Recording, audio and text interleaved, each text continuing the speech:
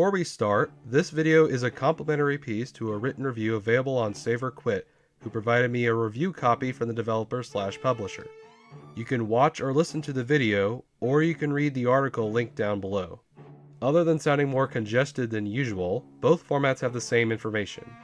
Anyway, let's move on with the video, and thank you for your time. If you are left wanting more because you were satisfied with the portion that you already had, does that automatically make a game good? This question is why review scores have no merit of their own, as acceptable games like Bad North ultimately comes down to a matter of taste and the value of your time. In that regard, Bad North is like going to a fancy restaurant, ordering a main entree, and receiving a well-made hors d'oeuvre instead.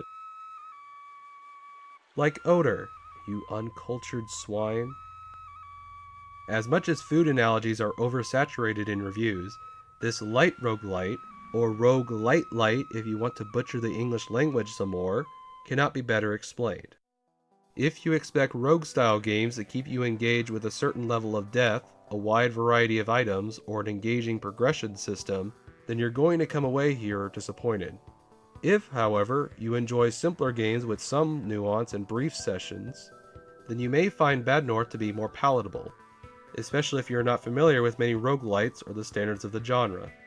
Now, roguelites aren't exactly a helpful genre because the name itself doesn't describe in detail what kind of experience you're going to have.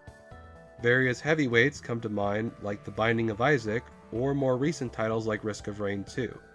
But these games vary so wildly that you don't get much information as a consumer by lumping everything into one category. However, there are some unsaid expectations that every roguelite should follow. Permadeath, randomly generated runs, some amount of challenge, etc., etc.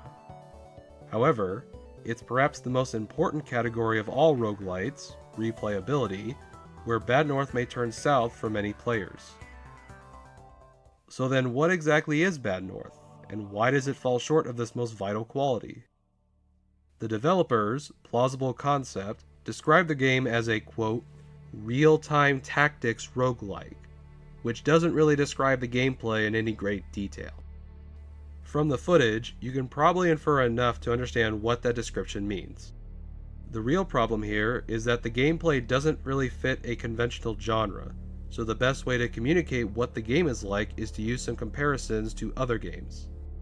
Imagine for a second playing a squad-based RTS like Company of Heroes, or any symmetrical RTS with rock-paper-scissors mechanics, without base building or deploying massive armies, and then replace those mechanics with randomized rewards scattered across multiple small maps connected much like FTL.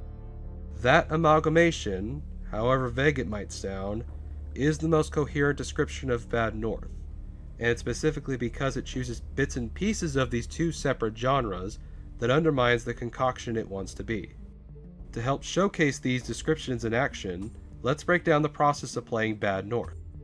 When you start a campaign, you always have 2 militia units on one island as a warm-up/tutorial, and after surviving the final wave, you can allocate any gold earned from surviving houses to units that you currently have deployed. You are then introduced to the randomized map screen that will reveal more islands to claim with additional routes and rewards like a randomized item for your troops, or additional units for your army, and this is the only way to obtain more units. From here, you can also spend your gold on specializations and their upgraded ranks, abilities, or item improvements. You then have to wait until the next turn to restore your fatigued units, and the previous islands will be made inaccessible the further you progress. You also are not tied to one route, so you can choose any island so long as you can reach it. This gameplay loop then repeats itself for about 30 to 40 islands per campaign until you reach the final island, Vermland, where you make your last stand.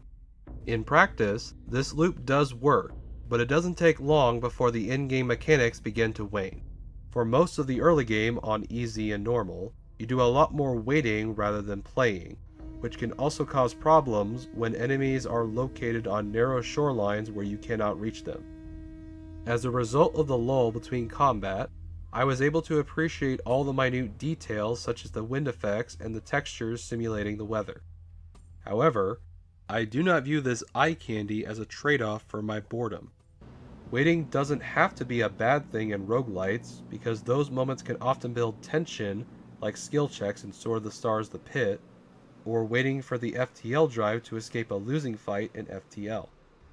The real source of the problem comes from how long it takes the new enemy waves to arrive on shore, and the only thing you can do is position your units in advance, or send them to a house to replenish the squad. On hard mode, and during the mid to late game, this problem will fade away because you will have to manage the health of your squads versus the ever-increasingly difficult waves. And it's here where the gameplay is at its strongest.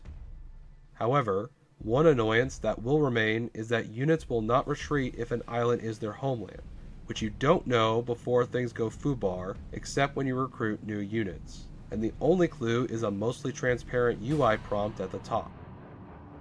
This streamlined approach to squad-based tactics would be commendable, especially the slowdown effect to help the player better utilize the unit's abilities when in a pinch, but the execution often showcases more of its own limitations than its finer qualities. Now, none of these classes are better or worse than one another, even if the archers suffer the most due to the number of units with shields, but it's specifically the squad size limit of 4 that creates problems. First, there are only 3 types of specializations, 3 rechargeable abilities, 1 per class, and 3 ranks for upgrades. Warriors have a plunge attack off cliff ledges, pikemen can use a charge attack for 1 tile, and archers can use a volley to thin hordes and get past enemy shields. Combine this sparse diversity with only 4 items, bombs, a squad size upgrade, a warhorn to restore units for 1 squad, and a hammer attack, and the amount of leeway that you can have with squads becomes incredibly narrow. This problem is magnified by the fact that most enemies have 1 direct counter, and, unlike most RTSs with similar ideas like Ancestor's Legacy, you cannot create more units to help offset any losses. Towards the late game, where it becomes unviable to send off deployments without 1 unit from each class, if 1 unit dies, the battle becomes a game of rock, paper, scissors where you cannot use a third of your options. As a result of these limiting factors, the game really doesn't reward you taking risks rather than playing it safe, at least on easy and normal. In fact, out of 10 campaigns, the only reason I won 2 games is that I never split up my forces. Instead, I invested all my gold into 4 units to max them out.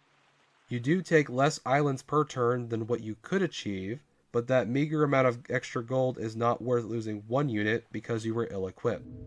As a side note, the devs have said they will implement a way to preview incoming forces, similar to how you can preview islands before committing to one, so that you can properly counter new unit types. While this change would make it more viable to use smaller squads, you are quickly taught not to treat a unit's death lightly. Even on hard mode, having 1 unit recovering health while the other is facing off enemy waves can often be suicidal, so you cannot afford losing a squad carelessly when the game will continue to add more punishing threats.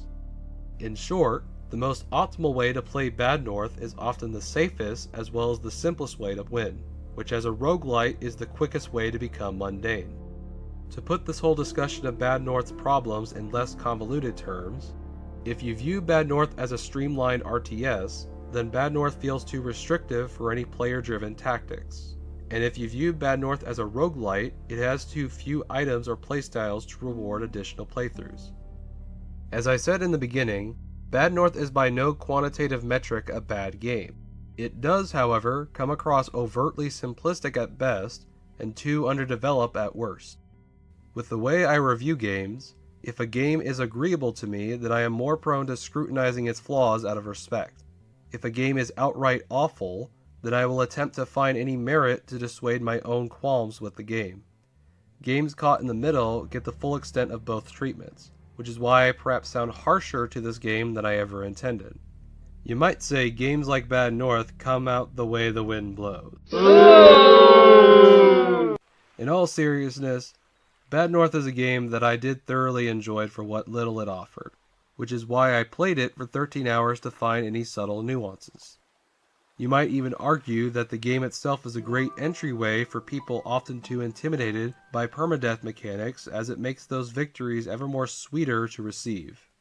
However, Outside of positioning your archers to attack from the enemy's blind spots when they are engaged with your melee squads, there is, unfortunately, no real depth to be found beyond the puddles left by the soft rain at the end.